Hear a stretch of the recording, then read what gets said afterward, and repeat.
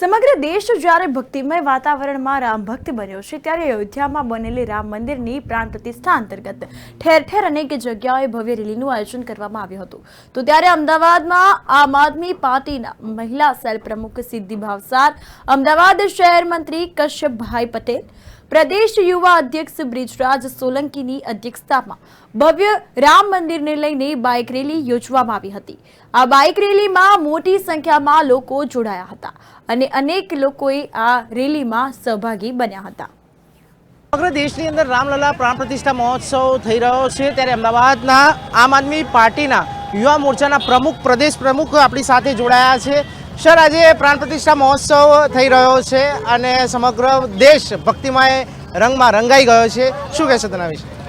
સૌપ્રથમ તો તમામ દેશવાસીઓને, હિન્દુસ્તાનના 140 કરોડથી પણ વધારે લોકોને હું બ્રિજરાજ સોલંકી, આમ આદમી પાર્ટી ગુજરાત પ્રદેશ યુવા પ્રમુખ, જય શ્રી રામ, સીતારામ સાથે આજ રોજ અમદાવાદ ગોતા ખાતે રબારી સાહેબ, જયેશભાઈ, પુલેશભાઈ, જયભાઈ અને સમગ્ર ટીમ દ્વારા રામ ભગવાનનું જે ભવ્યથી ભવ્ય અયોધ્યાની અંદર જે મંદિર બનવા જઈ રહ્યું છે, હિન્દુ સમાજનું ગૌરવ એવું મંદિર રામલલ્લાનું બનવા જઈ રહ્યું છે, ત્યારે ખૂબ જ મોટી સંખ્યામાં ભવ્ય અને દિવ્ય શોભાયાત્રાનું આયોજન કરવામાં આવ્યું છે અને સાથોસાથ જય શ્રી રામના નારા સાથે, ફ્લેગ્સ, ઝંડાઓ સાથે અંદાજે 1000થી પણ વધારે લોકો આ શોભાયાત્રામાં જોડાયા છે અને ઠેર ઠેર આ રેલીનું સ્વાગત પણ કરવામાં આવે છે।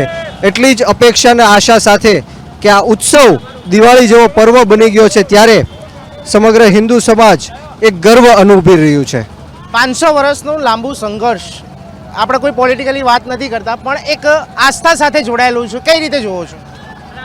આની માટે હું એટલું જ કહીશ કે હું આ દેશના ન્યાયતંત્રને, સુપ્રીમ કોર્ટને આ તકે હું ખૂબ ખૂબ આભાર વ્યક્ત કરવા માંગુ છું, કારણ કે વર્ષો જૂનો કેસ સુપ્રીમ કોર્ટ દ્વારા હવે નિર્ણય લેવામાં આવ્યો કે અયોધ્યાની અંદર રામ મંદિર બનવા જઈ રહ્યું છે, ત્યારે સમગ્ર હિન્દુ સમાજ આનાથી ખુશ છે અને ગર્વ અનુભવી રહ્યું છે। વીરસાવર હાઇટ્સ 1ના ચેરમેન તરીકે હું ગર્વ અનુભવું છું કે આજે જે દિવાળી જેવો પર્વ ઉજવાય છે એમાં સમગ્ર હિન્દુત્વ ધરાવે છે, એના માટે ખૂબ ખૂબ બધી પબ્લિકનો, આપણા મોદી સાહેબનો પણ ખૂબ ખૂબ હું આભાર માનું છું। જય શ્રી રામ।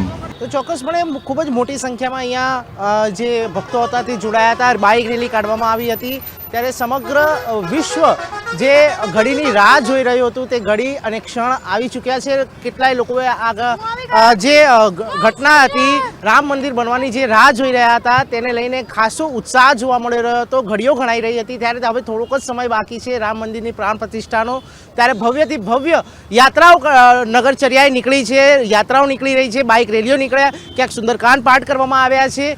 તો સમગ્ર દેશ અને વિશ્વ જે આતુરતાથી રાહ જોઈ રહ્યું હતું તે હવે એટલે કે થોડીક જ ક્ષણો બાકી છે। કેમેરામેન સુમિત સાધુ સાથે યશ નાયક, અમદાવાદ।